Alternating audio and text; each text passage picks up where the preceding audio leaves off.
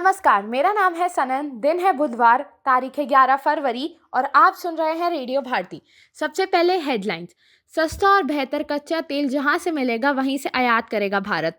सरकार अविश्वास प्रस्ताव पर निर्णय तक सदन की कार्यवाही से दूर रहेंगे लोकसभा अध्यक्ष ओम बिरला। बांग्लादेश में 13वीं जातीय संसद के चुनाव के लिए कल होगा मतदान। दुबई में शुरू हुआ road to UAE impact summit 2026।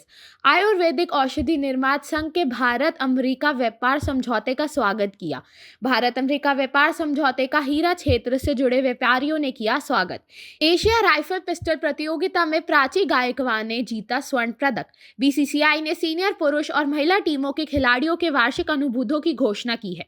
अब खबरें विस्तार से। सरकार ने कहा कि भारत उन देशों से कच्चे तेल का आयात जारी रखेगा जहां ये सस्ता और सर्वमान्य गुणवत्ता वाला है। भारतीय तेल कंपनियां भू राजनीतिक स्थिति और प्रभावित में किए गए सत्रों को ध्यान में रखते हुए तेल की खरीदी करेगी। विदेश मंत्रालय और वाणिज्य मंत्रालय के शीर्ष अधिकारियों ने कल कांग्रेस नेता शशि थरूर की अध्यक्षता वाली संसदीय विदेश मामलों की स्थायी समिति को यह जानकारी दी है। लोकसभा अध्यक्ष ओम बिरला ने नैतिक आधार पर यह निर्णय लिया है कि वे विपक्ष द्वारा उनके विरुद्ध लाए गए अविश्वास प्रस्ताव पर निर्णय होने तक सदन की कार्रवाई में शामिल नहीं होंगे। कल विपक्ष ने श्री बिरला के विरुद्ध अविश्वास प्रस्ताव का नोटिस दिया, जिसे लोकसभा के महासचिव को सौंपा गया है। बांग्लादेश में 13वीं जातीय संसद के चुनाव के लिए कल मतदान होगा। मतदान से पहले चुनावी माहौल और हिंसा की आकांक्षा को लेकर चिंता बनी हुई है।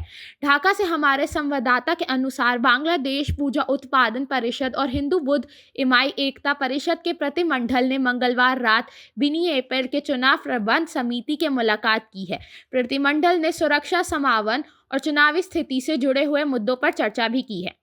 Road to AI impact summit 2026 कल से दुबई नॉल्जे पार्क स्थित सिम्बोसिया इंटरनेशनल यूनिवर्सिटी पेरिस में शुरू हो रहा है। अबू धाबी स्थित भारतीय दूतावास के सहयोग से आयोजित ये 2 दिवसीय कार्यक्रम नई दिल्ली में आयोजित होने वाले मुख्य एआई इम्पैक्ट समिट का पूर्वाभ्यास है।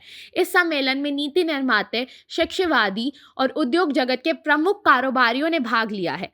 आयुर्वेदिक औषधि निर्माता संघ ने भारत अमेरिका व्यापार समझौते का स्वागत करते हुए इस देश के दावा क्षेत्र के लिए एक सकारात्मक और स्थिर विकास बताया है। मीडिया से बातचीत में एएमएएम के अध्यक्ष डॉक्टर प्रदीप मुल्तानी ने कहा कि अंतरिम ढांचा पूर्व महत्वपूर्ण नीतिगत निश्चित प्रदान करता है, क्योंकि औषधि उत्पाद विशेष रूप से जेनेरिक दावे प्रतिकूल टैरिफ उपयोग से सुरक्षित रहेगी, जिससे अमेरिका को निर्यात की निरंतरता सुनिश्चित होगी। हीरा क्षेत्र ने भारत अमेरिका व्यापार समझौते का स्वागत किया है। मुंबई स्थित हीरा फर्म के मालिक दिनेश लखानी ने आकाशवाणी समाचार से बातचीत में कहा कि इस व्यापार से हीरा क्षेत्र में कार्यरत 10 लाख से अधिक लोगों को अनेक लाभ प्राप्त करेगा। नई दिल्ली में एशिया राइफल और पिस्टल निशानेबाजी प्रतियोगिता के 50 मीटर राइफल फ्री परियोजन स्पर्धा में प्राची गायकवाड़ ने स्वर्ण पदक जीत लिया है। प्राची ने जूनियर वर्ग के मुकाबले में ट्रेमिस ओनवालो को हराया। सीनियर वर्ग में आकृति दहिया ने रजत और अंजुम मोदियाल ने कांस्य पदक जीता। पदक तालिका में भारत 39 स्वर्ण, 15 रजत और 15 कांस्य पदक के साथ शीर्ष पर है। भारतीय क्रिकेट कंट्रोल बोर्ड बीसीसीआई ने सीनियर पुरुष और महिला टीम के खिलाड़ियों के वार्षिक अनुबंधों की घोषणा की है। ये अनुबंध 1 अक्टूबर 2025 से इस वर्ष 30 सितंबर 2026 तक प्रभावी रहेंगे। अब हम आपसे लेते हैं अलविदा, इस वादे के साथ कि आप बने रहेंगे रेडियो भारती के साथ। धन्यवाद।